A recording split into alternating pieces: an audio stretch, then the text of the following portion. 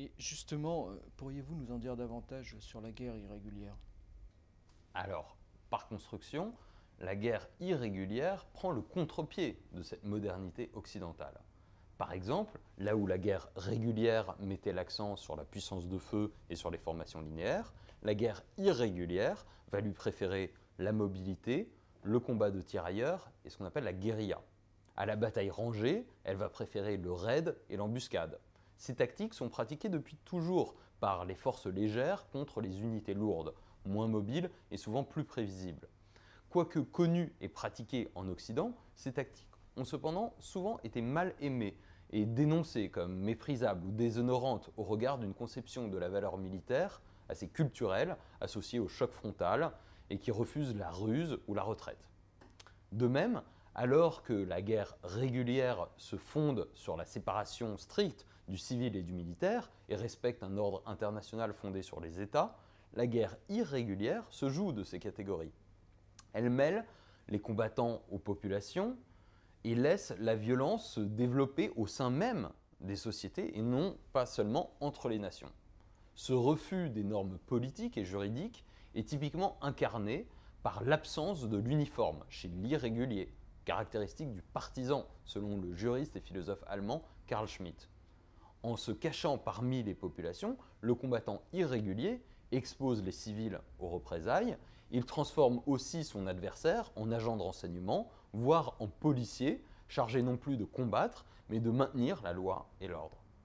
Si une armée régulière émane d'une conception moderne de l'État comme dépositaire du monopole de la violence légitime, alors toute action armée non étatique apparaît de ce fait comme irrégulière, au moins sous cet angle politique.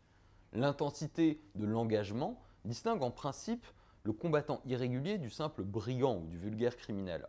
Toutefois, la barrière n'est pas toujours très nette entre les activités criminelles et celles de la guerre irrégulière. Ça a par exemple été le cas en Amérique latine avec la guerre contre les narcotrafiquants. La motivation politique du partisan le distingue en revanche du soldat moderne, qui lui est une sorte de technicien de la violence, toujours soumis à l'autorité politique. L'engagement politique est bien souvent indissociable aussi du taylorisme, une autre particularité du partisan selon Carl Schmitt.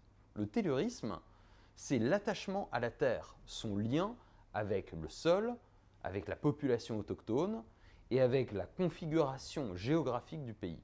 Cette symbiose ancre la cause politique du partisan, voire son idéologie, dans des racines profondes, sociales. Cela peut aussi créer une asymétrie face aux soldats réguliers, qui peut alors être rejeté comme un corps étranger par la terre qu'il occupe. Il découle de tout cela une posture stratégique qui est différente de la guerre régulière. Au lieu de fonder son succès sur la destruction des forces armées ennemies, l'irrégulier va privilégier l'érosion de la volonté de l'adversaire, la sape de ses arrières, qu'ils soient militaires avec la guérilla, logistique avec le sabotage ou psychologique avec la propagande ou le terrorisme.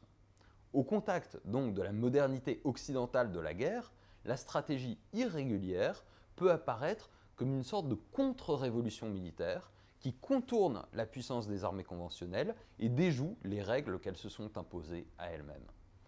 Il devient dès lors la stratégie de l'insurrection qui permet aux faibles de tenir tête aux forts, mais elle est aussi une stratégie indirecte qui, selon les termes du général André Beaufre, attend l'essentiel de la décision des moyens autres que la victoire militaire.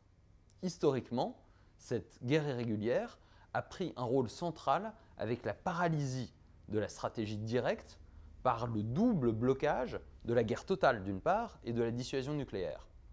En ce sens, la guerre irrégulière n'est donc pas seulement l'expression d'une lutte entre dominants et dominés, mais aussi celle d'un conflit par procuration entre des adversaires ne pouvant ou ne voulant s'affronter directement.